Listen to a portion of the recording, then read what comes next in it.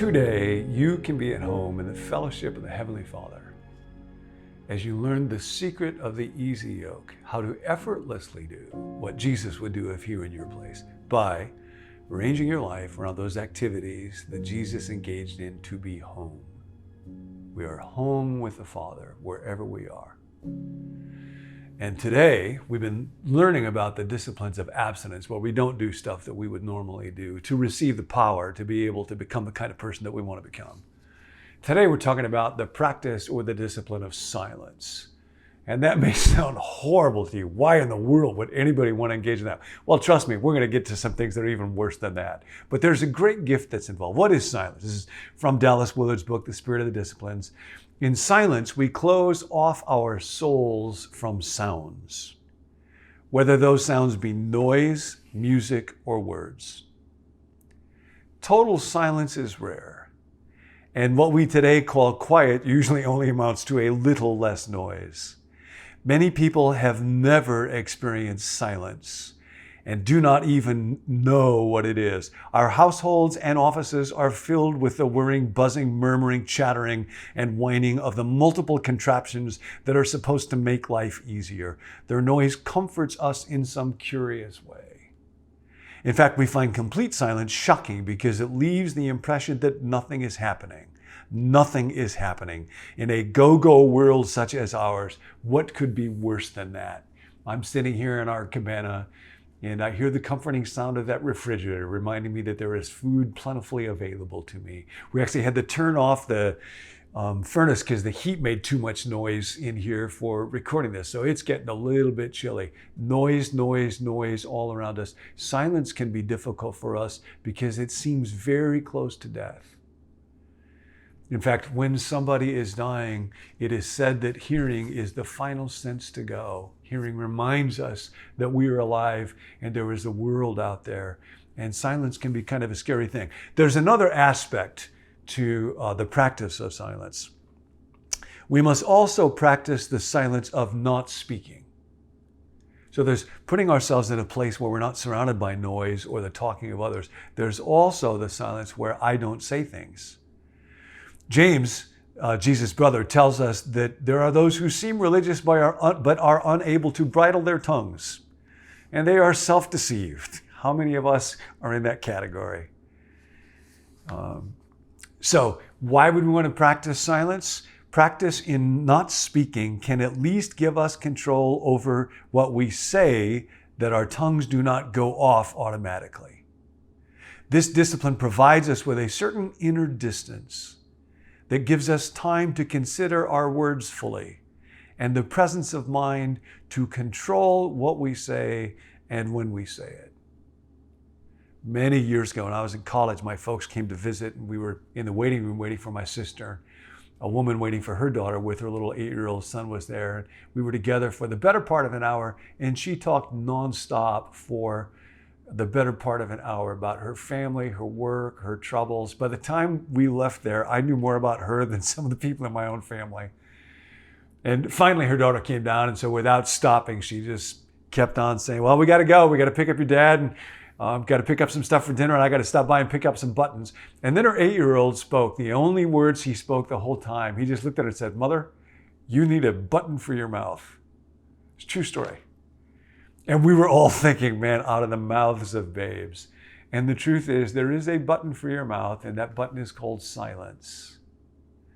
And it can be a real help if I struggle with gossip, or if I struggle with the need to do self-promotion all the time, or if I lie, or if I engage in sarcasm, or, God forbid, if I attempt to do some mansplaining, which I am apt to do. Why do we insist on talking as much as we do? We run off at the mouth, Dallas writes, because we are inwardly uneasy about what others think of us. People who love each other can be silent together. But when we are with those we feel less than secure with, we use our words to adjust our appearance and elicit their approval. Otherwise, we are afraid our virtues might not receive adequate appreciation, and our shortcomings might not be properly understood. In not speaking, here it is. In not speaking, we resign how we appear to God. Actually, Dallas says, dare we say, we resign how we are, that people can see, to God. So silence builds in us a great trust. And as I have gone through really, really difficult things over the last couple of years, to learn to let go of what it is that other people are thinking about me or saying about me or writing about me and simply put that into God's hands is really scary at first, kind of like jumping into a pool of water. But once you get in, you realize, oh, there's such a relief here. Now, how do we do this? Dallas writes, silence and solitude go hand in hand usually. Just as silence is vital to make solitude real, so is solitude needed to make the discipline of silence complete. Few of us can be silent in the presence of others, yet most of us live with others. So how can we practice such a discipline? Well, there are ways. For instance, many have learned to rise for a time in the middle of the night, to break the night's sleep in half in order to experience such silence. In doing so, they find a rich silence that aids their prayer and study without imposing on others.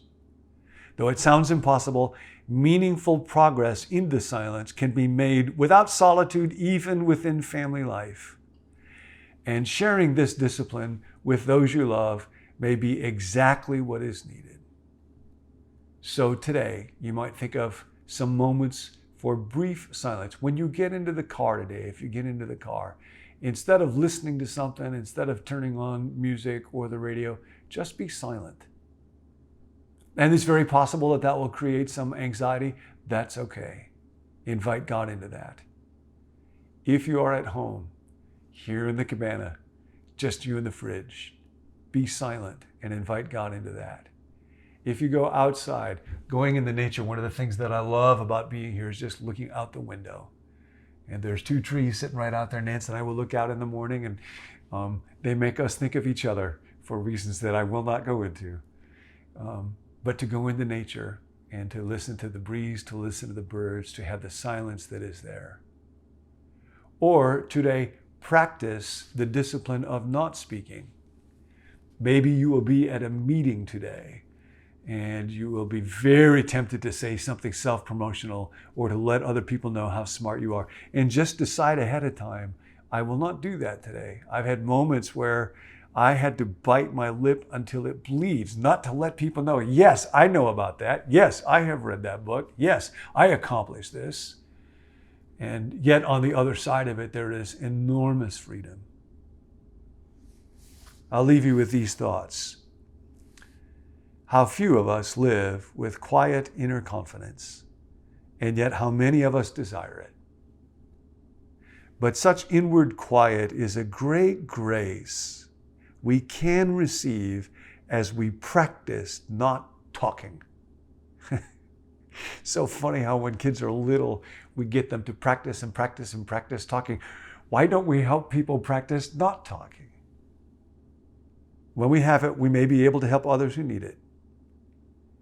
You might remember when Jesus was on trial and he knew he needed to go to the cross so that defending himself or arguing his case would actually keep him from completing his mission. What he did in that great moment must have been a remarkable act. He was silent, like a lamb before its shearers.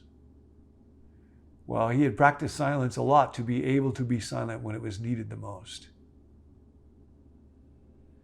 After we know that confidence, we may, when others come fishing for reassurance and approval, send them to fish in deeper waters for their own inner quiet. When someone comes to you trying to get you to give them your approval, you can just silently say, go fish. We find the God who speaks to us in silence. Welcome home.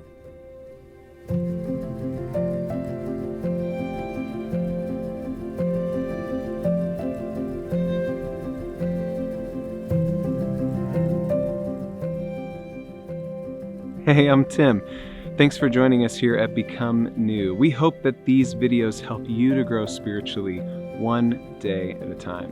If you want to access our whole library of videos, or if you want to subscribe to the daily emails or text messages that go along with each video, head on over to becomenew.com and you can let us know there. We're also preparing some exclusive leadership content. So if you're interested in that, you can let us know at becomenew.com/leadership. And lastly, if you've got a prayer request, we would love to pray for you. You can let us know by texting it to 855-888-0444. See you next time.